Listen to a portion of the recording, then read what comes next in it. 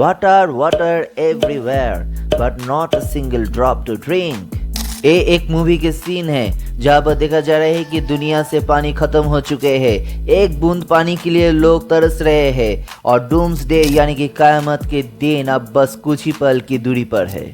लेकिन कैसा लगेगा अगर मैं कहूँ कि ऑलरेडी ये सब कुछ इन रियलिटी सच्ची में शुरू हो चुका है और यहाँ वहाँ किसी और जगह पर नहीं, अपनी ही देश भारत में ही सब कुछ स्टार्ट हो चुका है। लेकिन कहाँ ये शुरू हो चुका है, क्यों ये सब कुछ हो रहा है और क्या रहेगा इसका अंजाम, ये सब कुछ आज इन डिटेल इस वीडियो पर जानने की कोशिश करेंगे। इसलिए वीडियो को एंड तक जरूर देखें और जिन्होंने अभी तक इस चैनल को सब्सक्राइब नहीं किया है जल्द से जल्द इस चैनल को सब्सक्राइब कर दीजिए और साइड में जो बेल आइकन है उसको भी क्लिक कर दीजिए।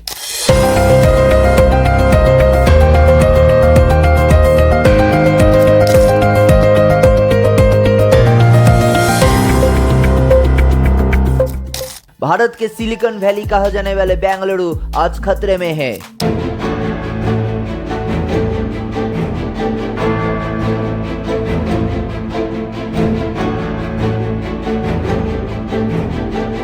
क्या बेंगलुरु जीरो डे डिक्लेयर होने की ओर जा रहे हैं?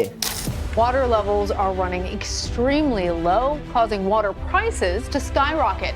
And it's hitting low-income areas particularly hard, with many families being limited to only 5 gallons worth of water every week. 10 अप्रैल से बेंगलुरु के जहां पर 40 लाख लीटर के ऊपर वाटर कंज्यूम किए जाते हैं वहां पर 10% डिडक्शन होंगे और 2 अप्रैल से बेंगलुरु के कंस्ट्रक्शन साइट पर गवर्नमेंट रीयूजेबल वाटर सप्लाई करना शुरू कर चुके हैं। इनफैक्ट सिर्फ बेंगलुरु ही नहीं, तेलंगाना में भी वाटर शॉर्टेज देखने को मिल रहे हैं।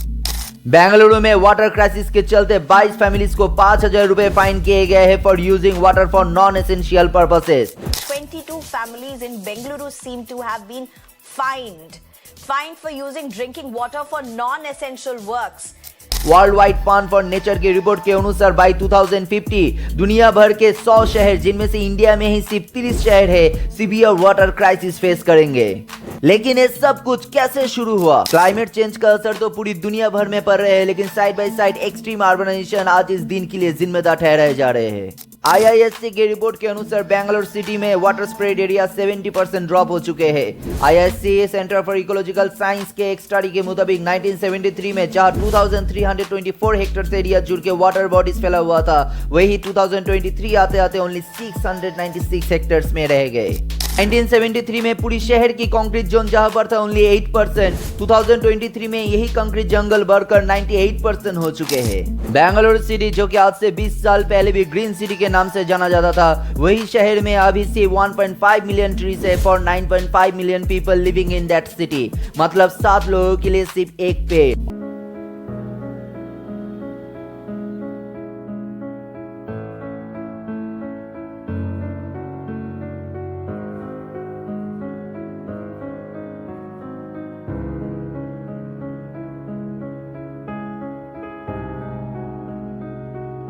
रैपिड डिक्रीजिंग ऑफ ट्रीज की वजह से शहर के पोल्यूशन लेवल जैसे बढ़ रहे हैं, वैसे ही एनुअल रेनफॉल के लेवल काफी हद तक गिर रहे हैं, जो कि शहर के ग्राउंड वाटर लेवल को भी इफेक्ट कर रहे हैं और साथ ही साथ कावेरी रिवर के वाटर लेवल को भी काफी हद तक गिरा रहे हैं। और बेंगलुरु शहर की अगर बात करें तो फिर इस शहर के water source mainly Kaveri river और ग्राउंड वाटर सोर्स के ऊपर ही डिपेंडेंट है। साधन रिवर होने के कारण कावेरी रिवर की पानी रेन वाटर के ऊपर डिपेंडेंट है। अगर सटीक समय बारिश होते हैं तो फिर यही रिवर कई करोड़ लोगों की जिंदगी बचाने का काम करते हैं। लेकिन अगर टाइमली बारिश ना होते हैं या फिर अगर हद से ज्यादा बारिश होते हैं तो फिर यही रिवर सूखकर या फिर फ्लड के रूप में लोगों की जिंदगी में कहर बरसते हैं। पिछले 10 साल में बेंगलुरु सिटी का ग्रोथ काफी हद तक बढ़ चुके हैं और इसके वजह से एक से लेकर एक बड़े बड़े बिल्डिंग बन रहे हैं और पॉपुलेशन भी काफी हद तक बढ़ चुके हैं। लेकिन इन सब की वजह से ग्राउंड वाटर रिसोर्स के लिए कोई भी ग्राउंड नहीं बच रहे हैं। जितना भी बचे कुचे पानी है उसको कंज्यूम करने की तादाद टाइम टू टाइम बढ़ ही जा रहे हैं। नतीजा ग्राउंड वाटर सोर्स की लिमिट समय से काफी पहले ही खत्म होने की कगार में है और आज बेंगलुरु की सिचुएशन बदतर से बदतर हो रहे हैं। 2018 में केप टाउन को जैसे जीरो वाटर जोन डिक्लेयर कर दिए गए थे, बेंगलुरु ठीक उसी मॉडल पर चल रहे हैं। आप वीडियो पर देख पाएंगे लोग घंटों भर लाइन में खड़े रहकर वाटर कलेक्ट कर रहे हैं। वाटर टैंक भेजा जा रहे हैं जहां से लिमिटेड अमाउंट ऑफ वाटर लोगों को प्रोवाइड किया जा रहे हैं और वो दिन दूर नहीं जब पूरी देश भर में ये पिक्चर देखने को मिलेगा। भारत के 45% irrigation and 80% of domestic water आते हैं ग्राउंड वाटर रिजर्व से।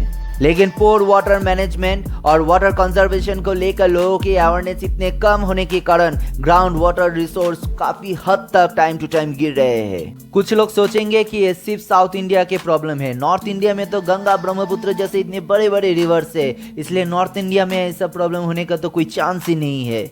लेकिन आप सभी लोग गलत सोच रहे हैं। नॉर्थ इंडियन रिवर्स का मेन वाटर सोर्स है ग्लेशियर्स, लेकिन क्लाइमेट चेंजेस की वजह से सभी ग्लेशियर्स बहुत जल्द पिघल रहे हैं। जैसे कि हिमालय की हिंदू कुश रीजन में ग्लेशियर्स हद से ज्यादा फास्ट पिघल रहे हैं और ये माना जा रहा है कि ये सेंचुरी खत्म होते होते इस ग्लेशियर की 80% बर्फ पिघल जा सकते हैं।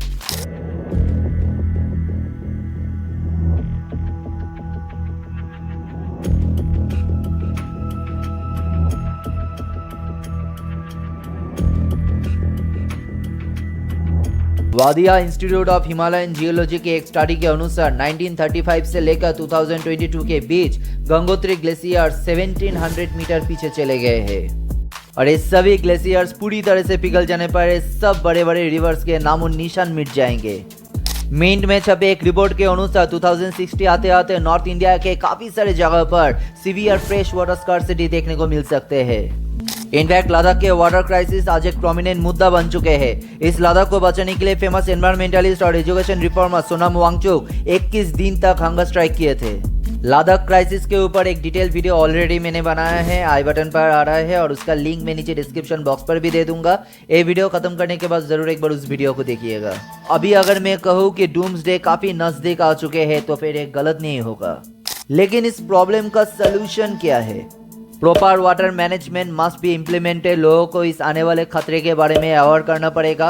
Stop wasting water. आप एक एक बूंद पानी काफी मायने रखते हैं।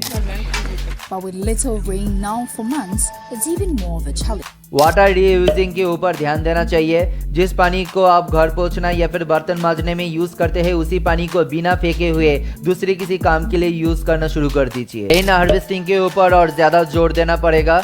बेंगलुरु के इस वाटर क्राइसिस के बीच बेंगलुरु के लालबाग और क्यूबन पार्क में किए गए एक एक्सपेरिमेंट के बाद एक नया उम्मीद उभर कर सामने आया है, that is reviving old traditional open wells. और इट्स हाई टाइम कि साइंटिस्ट को धीरे धीरे ऑल्टरनेटिव किसी रास्ता खोजना पड़ेगा and I am pretty sure कि they are working on it. और इसी की वजह से स्पेस एक्सपीडिशन में भी काफी गति आए है और इन सभी एक्सपीडिशंस के काफी सारे गोल्स में एक है finding life sustaining liquid. Chandrayaan-2, ISRO's second lunar mission, has detected the presence of water molecules on the moon. Data obtained from the mission has revealed. In a paper co-authored by A.S. Kiran Kumar, former Indian Space Research Organization chairman, said imaging infrared spectrometer is one of the payloads on board Chandrayaan-2, which is placed in a 100-kilometer polar orbit to acquire global scientific data. 2022 में हुए longest drought के वजह से Somalia में 43,000 लोगों के मौत हो चुके हैं, जिनमें से हाफ तो बच्चे ही हैं। और इसे अगर अभी नहीं कंट्रोल किए गए और ऐसे ही अगर चलते रहे तो फिर बहुत जल्द दुनिया से पानी पूरी तरह से गायब हो जाएंगे और पानी गायब हो जाना मात्र दुनिया से जीवन भी गायब हो जाएंगे।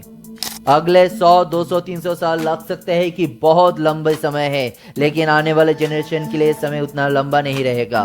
तो अभी ये हम सभी लोगों के हाथ में है कि हम अपने आने वाले जनरेशन के लिए कैसा दुनिया छोड़कर जाएंगे। तो आज के इस वीडियो को यहाँ पर ही ख़त्म करते हैं। आशा करूँगा कि ये वीडियो आप लोगों को काफ़ी इन्फॉर्मेटिव लगे होंगे। अगर लगे तो फिर इस वीडियो को एक लाइक ज़रूर दीजिएगा और इसको जितना हो सके शेयर कर दीजिएगा और चैनल में नए हैं तो फिर चैनल को जरूर सब्सक्राइब कर दीजिएगा। मिलते हैं और एक नए टॉपिक के साथ, तब तक के लिए bye bye, take care and जय हिंद। In about a year's time, the Earth would turn into a burnt and lifeless rock. And without water, it probably wouldn't get the chance to produce life ever again.